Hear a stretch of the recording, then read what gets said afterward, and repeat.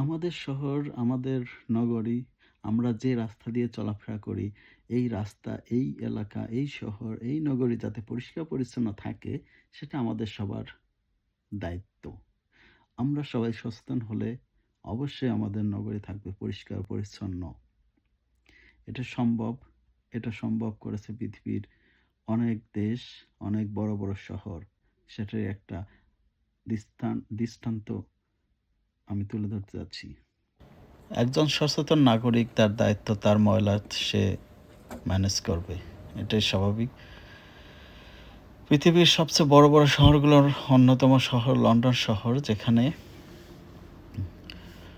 লক্ষ, লক্ষ মানুষ বসবাস করে। কিন্তু রাস্তাঘাট পরিষ্কার-পরিচ্ছন্ন।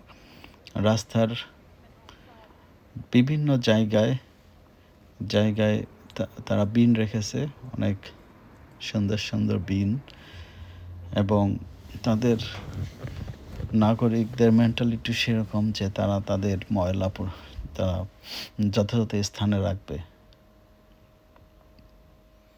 প্রতিটা কাউন্সিল থেকে তারা